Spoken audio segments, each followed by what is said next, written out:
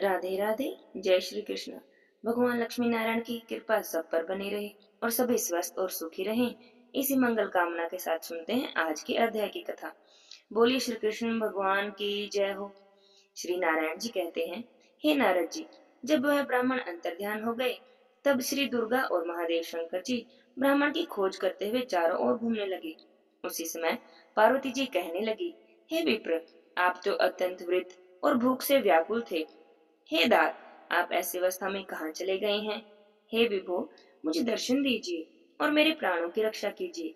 हे शिव, शीघ्र उठिए और उन ब्राह्मण देव की खोज कीजिए।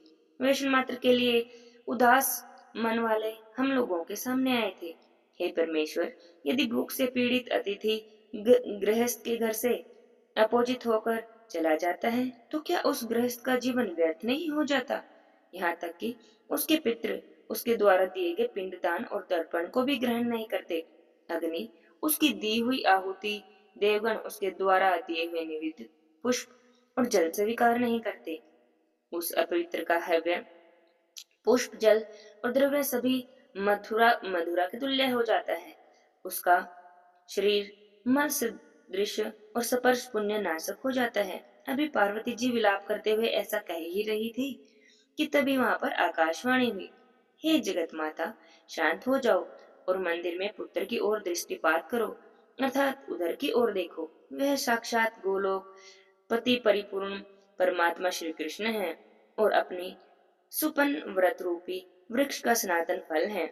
योगी लोग जिस अविनाशी तेज का प्रसन्न मन से निरंतर ध्यान करते हैं, वैष्णव गण और ब्रह्मा विष्णु शिव आदि देवता जिनके ध्यान में लगे रहते हैं, प्रत्येक कल में जिन पूजने की सर्वप्रथम पूजा होती है, जिनके स्मरण मात्र से सभी विघ्न नष्ट हो जाते हैं, जो पुण्य की राशि स्वरूप है, मंदिर में विराजमान अपने उस पुत्र की ओर देखिए। प्रत्येक कल्प में तुम जिस सनातन ज्योति रूप का ध्यान करती हो, वही अब तुम्हारा पुत्र है। यह मुक्तिदाता और भक्तों के अनुग्रह का मूर्त रूप है। जरा उसकी ओर देखो तो सही, जो तुम्हारी कामना पूर्ति का बीज है, तप रूपी कल्प वृक्ष का फल है और लावण्य में करोड़ों कामदेवों की निंदा करने वाला है। अपने उस सुंदर पुत्र को देखो। हे दुर्गे, तुम विलाप क्यों कर रही हो? अरे, यह शुदा तो और ब्राह्मण नहीं, यह तो विप्र देश में जनार्दन श्री कृष्ण है। अब वह कहाँ वृद्ध और कहाँ अतिथि। हे नारद जी, ऐसा कहकर आकाशवाणी चुप हो गई। तब आकाशवाणी को सुनकर सती पार्वती भयभीत होकर अपने घर के अंदर गई। वहां उन्होंने पलंग पर सोए हुए बालक को देखा। वह आनंद पूर्वक मुस्कुराते हुए महल की छत की भीतरी भाग को निहार रहा था। उसकी प्रभा सैकड़ों चंद्रमा के तुल्य थी। वह अपने प्रकाश समूह से भूतल को प्रकाशित कर रहा था। हर्षपूर्वक स्वेच्छा अनुसार इधर उधर देखते हुए सैया पर उछल कूद कर रहा था और भूख और प्यास से व्याकुल होकर रो रहा था। उस अद्भुत रूप को देखकर सर्वमंगला पार्वती जी त्रस्त हो गई और महादेव शंकर जी के पास जाकर मंगल वचन में बोली। पार्वती देवी ने कहा, हे प्राण, घर चलिए और मंदिर के भीतर चलकर प्रत्येक कल्प में आप जिनका ध्यान करते हैं, जो तपस के फलदाता हैं, उन्हें देखिए, जो पुण्य के बीज मौत स्वरूप भूत नामक नरक से रक्षा करने वाले हैं और भवसागर से पार करने वाले हैं। शीघ्र ही उस पुत्र के मुख का अवलोकन कीजिए, क्योंकि समस्त तीर्थों में स्नान और समस्त योगों में दीक्षा ग्रहण का पुण्य इस पुत्र दर्शन के पुण्य की 16वीं कला के समान नहीं कर सकता। सर्वस्व दान कर देने से जो पुण्य प्राप्त होता है, वह पृथ्वी की प्रदक्षिणा करने से जिस पुण्य की प्राप्ति होती है, वह सब पुण्य पुत्र दर्शन जन्य पुण्य के 100वें अंश के भी बराबर नहीं। पार्वती जी के वचन सुनकर शिव जी का मन हर्षमय हो गया। वे तुरंत ही अपनी प्रियतमा के साथ अपने घर में आए और उन्होंने वहां सैया पर अपने पुत्र को देखा। उसकी कांति तपाए हुए सोने के समान थी। फिर वे सोचने लगे कि मेरे हृदय में जो अत्यंत मनोहर रूप में विद्यमान था, यह तो वही है। उसके बाद देवी दुर्गा ने पुत्र को सैया से उठा लिया और उसे छाती से लगाकर उसे चूमने लगी। उस समय वे आनंद सागर में निमग्न होकर कहने लगी, हे बेटा, जैसे किसी दरिद्री का मन सहसा ही धन पाकर संतुष्ट हो जाता है, उसी तरह तुम सनातन अमूल्य रत्न की प्राप्ति से मेरा मनोरथ पूर्ण हो गया। जैसे चिरकाल से प्रवासी हुए प्रीतम के घर लौटने पर स्त्री का मन पूर्णतः हर्ष मगन हो जाता है, वही दशा इस समय मेरे मन की हो रही है। हे वत्स, जैसे एक पुत्र वाली माता चिरकाल से बाहर गए हुए अपने इकलौते पुत्र को आया हुआ देखकर परितुष्ट हो जाती है, वैसे इस समय मैं भी संतुष्ट हो रही हूँ। जैसे मनुष्य चिरकाल से नष्ट हुए उत्तम रत्न को अनावृष्टि के समय उत्तम वृष्टि को पाकर हर्ष से फूल जाता है, उसी तरह मैं भी तुम्हें पाकर हर्ष से गदगद हो रही हूँ। इस तरह कहकर पार्वती देवी अपने पुत्र से प्रेम करने लगी। उस समय उनका मन परमानंद में निमग्न हो रहा था। इसके बाद भगवान शंकर ने भी प्रसन्न मन से उस बालक को अपनी गोद में उठा लिया। श्री नारायण जी कहते हैं, हे नारद जी, उसके बाद शिव पार्वती ने बाहर जाकर पुत्र की मंगल कामना से हर्ष पूर्वक ब्राह्मणों को नाना प्रकार के रत्न दान किए। भिक्षुओं को और बंदियों को विभिन्न प्रकार की वस्तुएं बांटी गई। उस अवसर पर शंकर जी ने अनेक प्रकार के बाजे बजवाए। हिमालय ने ब्राह्मणों को 1 लाख रत्न, 1,000 हाथी, 3 लाख घोड़े, 10 लाख गायें, 5 लाख स्वर्ण मुद्राएं और जो भी मुक्ता हीरे रत्न आदि श्रेष्ठ मणियां थी, सभी दान कर दी। इसके अतिरिक्त दूसरे प्रकार के भी दान किए गए। हे नारद जी, उस दान में ब्राह्मणों और बंदियों को इतना धन मिला कि वे उसका भार ढोने में असमर्थ हो रहे थे। बोझे से घबराकर रुक रुक कर चलते थे। सभी विश्राम कर चुकने पर पूर्व काल के दाताओं की कथा को कहते थे, जिसे वृद्ध और युवा भिक्षु बड़े प्रेम से सुनते थे। हे नारद जी, उस अवसर पर श्री विष्णु ने अनंत मग्न होकर दूदू का शब्द करवाया, गीत गाया और नृत्य करवाया, वेदों और पुराणों का पाठ कराया। फिर मुनियों को बुलाकर उनका पूजन किया और मांगलिक कार्य करवाया और उनसे आशीर्वाद दिलाया। उसके बाद देवी और देवताओं के साथ वे स्वयं भी उस बालक को शुभ आशीर्वाद देने लगे।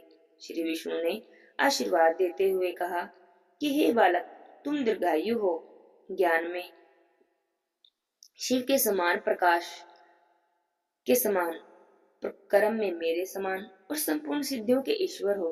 ब्रह्मा जी ने कहा, हे वत्स, तुम्हारा यश जगत पूर्ण हो जाए, तुम शीघ्र ही सर्व पूज्य हो जाओ और सबसे पहले तुम्हारी दुर्लभ पूजा हो। धर्म ने कहा, हे पार्वती नंदन, तुम मेरे समान परम धार्मिक, सर्वज्ञ, दयालु, हरि भक्त और श्री हरि के समान परम दुर्लभ हो। महादेव जी ने भी आशीर्वाद दिया और कहा, हे पुत्र, तुम मेरी भांति दाता, हरिभक्त, बुद्धिमान, विद्यमान, पुण्यमान, शांत और जितेंद्रिय हो। लक्ष्मी ने कहा, हे बेटा, तुम्हारे घर में और शरीर में मेरी सनातनी स्थिति बनी रहे। मेरी तरह तुम्हें शांत और मनोहर रूप वाली पतिव्रता पत्नी प्राप्त हो। सरस्वती देवी ने कहा, हे पुत्र, मेरे ही तुल्य तुम्हें परम कृष्टि कवि, तव्य शक्ति, धारणा शक्ति, स्मरण शक्ति और विवेचन शक्ति प्राप्त हो।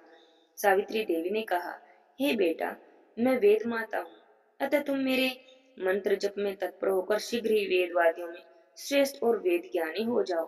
हिमालय ने भी आशीर्वाद दिया और कहा, हे बेटा, तुम्हारी बुद्धि सदा ही श्री कृष्ण में लगी रहे। श्री कृष्ण में तुम्हारी सनातनी भक्ति हो। तुम श्री कृष्ण के समान गुणवान हो जाओ और सदा ही श्री कृष्ण परायण रहो। सबके आशीर्वाद देने पर पार्वती देवी ने कहा, हे बेटा, तुम अपने पिता के समान महान योगी, सिद्ध सिद्धियों के प्रदाता, शुभ कारक, मृत्युंजय, ऐश्वर्यशाली और अत्यंत निपुण हो जाओ। उसके सभी ऋषि मुनि और सिद्धों ने आशीर्वाद दिया। ब्राह्मणों और बंदियों ने सब प्रकार की मंगल कामना की। हे नारद जी, इस प्रकार मैंने श्री गणेश का जन्म वृतांत, जो संपूर्ण मंगलों का मंगल करने वाला है, समस्त विघ्नों का विनाशक है, सब तुमसे वर्णन कर दिया। जो मनुष्य अत्यंत समाहित होकर इस सुमंगल अध्याय को सुनता है, वह संपूर्ण मंगलों से युक्त होकर मंगलों का आवास स्थान हो जाता है। इसके श्रवण से पुत्रहीन को पुत्र प्राप्त होता है, निर्धन को धन प्राप्त होता है, कृपण को निरंतर धन प्रदान करने की शक्ति प्रदान होती है, प्रजाकर्मी को, प्रजारोगी को आरोग्य प्राप्त होता है, दुर्भागा स्त्री को सौभाग्य और भ्रष्ट हुआ पुत्र, नष्ट हुआ धन और प्रवासी पति मिल जाता है, शोकग्रस्त को सदा आनंद की प्राप्ति होती है। हे नारद जी, इसमें जरा भी संशय नहीं। इस गणेश आख्यान के श्रवण से मनुष्य को जिस पुण्य की प्राप्ति होती है, वह फल निश्चय ही इस अध्याय के श्रवण से मिल जाता है। यह मंगल अध्याय जिनके घर में विद्यमान रहते हैं, जिनके घर में सुना जाता है, पढ़ा जाता है, वह घर सदा ही मंगल युक्त रहता है। इसमें जरा भी संशय नहीं। यात्रा काल में अत पुण्य पर्व पर जो मनुष्य एकाग्रचित होकर इस अध्याय का श्रवण करता है, वह श्री गणेश की कृपा से अपने सभी मनोरथों को प्राप्त कर लेता है। श्री नारायण के वचन सुनकर नारद जी भक्ति भाव से नारायण को प्रणाम करने लगे और कहने लगे, हे प्रभु, आपके मुख से श्री गणेश के जन्म वृतांत को सुनकर मैं धन्य हो गया। लेकिन प्रभु, मेरे मन में एक संशय है। श्री गणेश गजमुख वाले कैसे हुए? कृपा करके इससे आगे की कथा मुझे विस्तार से कहिए। अब इसके उत्तर में श्री नारायण ने क्या कहा, यह हम अगले अध्याय की कथा में सुनेंगे। आज के अध्याय की कथा यहीं पर समाप्त होती है। बोले श्री कृष्ण भगवान की जय हो। श्री गजानन गणेश जी की जय हो। अब सुनते हैं विष्णु भगवान की कथा। बोलिए विष्णु भगवान की जय हो। लक्ष्मी माता की जय हो। एक दिन की बात है। भगवान लक्ष्मी नारायण जी वैकुंठ में वास कर रहे थे। लक्ष्मी जी ने भोजन बनाया और भगवान से भोजन करने की विनती की। भगवान के सामने भोजन परोसा। अभी भगवान नारायण जी ने एक निवाला तोड़ा ही था। अभी तो मुख तक भी नहीं गया था कि तभी भगवान कुछ सोचने लगे और हाथ में लिया निवाला उन्होंने वापस से थाली में रख दिया और उठ खड़े हुए।